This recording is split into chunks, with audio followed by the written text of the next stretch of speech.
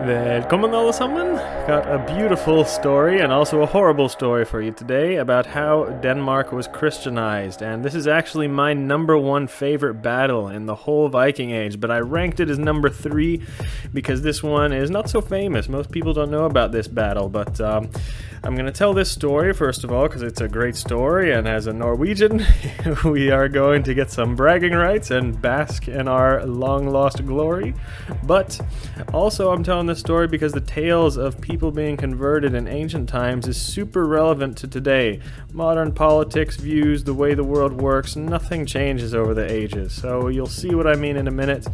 This is the story as told in Heimskringla, the best compilation of Viking sagas. The link to that is below if you want to check it out. So anyway, to the story. The year was about the late 980s, towards the end of the Viking Age. The king in Denmark at the time was Harald Bluetooth. Yes, the guy who Bluetooth technology was named after, just because he unified the kingdoms, just like Bluetooth unifies wireless devices. But you will see in a minute why Harald Bluetooth was an asshole and hated by his own people. And by the way, I'm using modern flags and names for these countries. I know they weren't full-on countries back then, but they were still unified areas and kingdoms of peoples, slightly different borders that we have today, but I'm using the modern flags and names just to make it easier for the newer people to understand. In Norway, we had no king at this time. There was no one really that had a claim to the throne, so most of Norway was under Danish rule, but Håkon the Jarl was put in charge of Norway, ruling underneath Harald Bluetooth of Denmark, of course. And that was all cool. We had no problem with that in Norway. We loved Håkon the Jarl, and with him and the Danish king, they were good friends, so we were all happy. We were living in peace under Danish rule pretty much. Fast forward a few years, and you know the story, same old bullshit, different day. This whole time period, the Holy Roman Empire comes knocking at the door and says you better convert to Christianity or we are going to kill you. The Roman Emperor at this time was the Saxon Otto II. And they were right at the modern Danish-German border, and the emperor sent a messenger to Harald, convert to Christianity or die. You better believe what I want you to believe or else I will destroy you. Sounds kind of familiar to something today, doesn't it? Anyway, Harald Bluetooth was strong here, and he said, no, we don't want to convert to Christianity, and he sent the Roman messenger back home.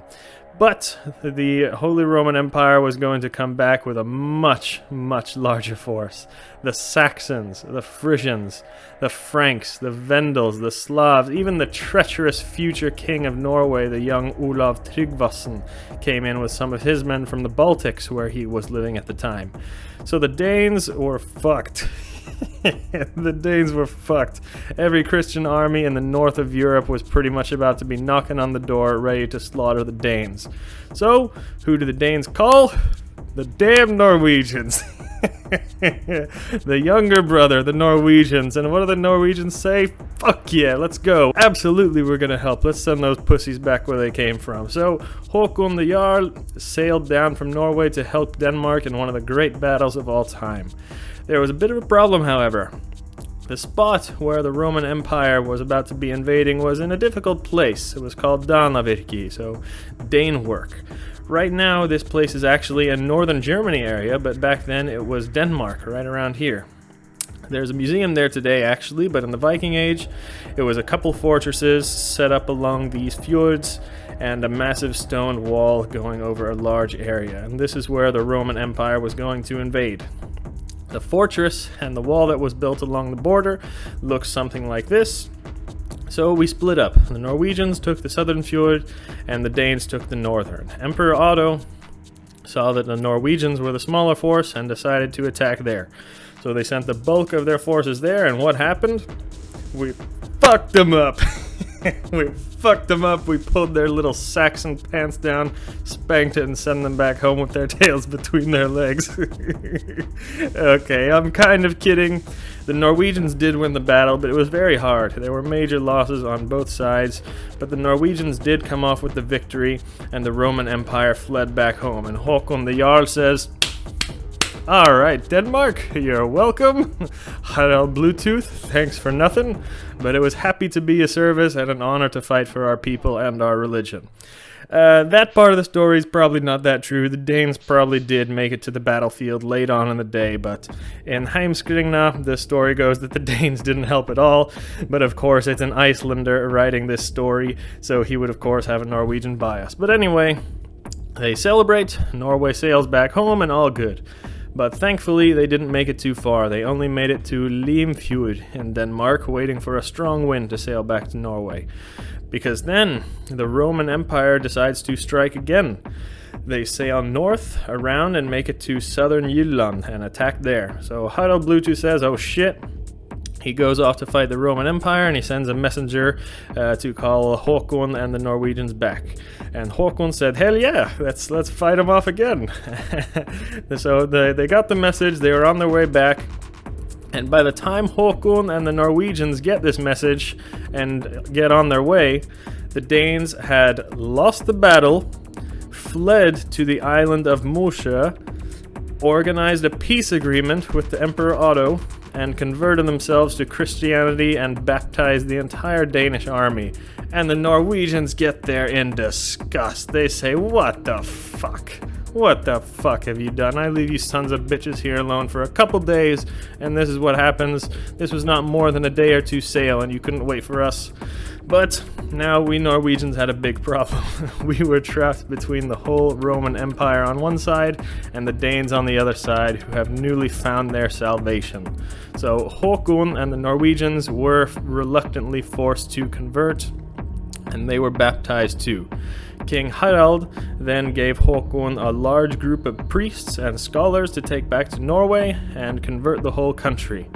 And we left on the worst of terms with King Harald. In fact, the first thing that Håkon and the Norwegians did was we got clear of the madness, we threw the priests off the ship, and we went to Sweden, to the largest pagan temple, and we had the biggest sacrifice that we could do. We're like, blah! Get this bullshit holy water off of me. I need to do something pagan and please the gods again. And we said, come on, Sweden, it's just you and me now. You all sat on your asses. You all sat on your asses while we were down here fighting for our people, but Denmark is no longer with us, okay? It's just us two brothers now, and we need to stick together. I love you. And after that, to further smite the newly saved Danish king, Håkon the Jarl and his men went raiding all over. They raided in Denmark, they raided in Saxony, Francia, to the east, England, everywhere that they could find some churches to loot. And while they did this, they spread tales and song of how cowardly Harald Bluetooth had behaved. The Danish king was known as the laughing stock all over Scandinavia. Even in Iceland, there was actually a written law that was put into effect that for every citizen in Iceland, one flyting-style skaldic poem had to be composed slandering Harald Bluetooth. Imagine that, being so hated that a whole country makes a diss track rap battle about you. So Harald was so embarrassed that he sent all of his armies all over the place just to get people to stop singing bad songs about him. And that is the end of the story. But fear not, Danes, because shortly after this, King Harald's son, Swein Forkbeard, was pagan, and he had the love of all the Danish people, and he forcefully took the throne out of his father's hands and won back the respect for Denmark.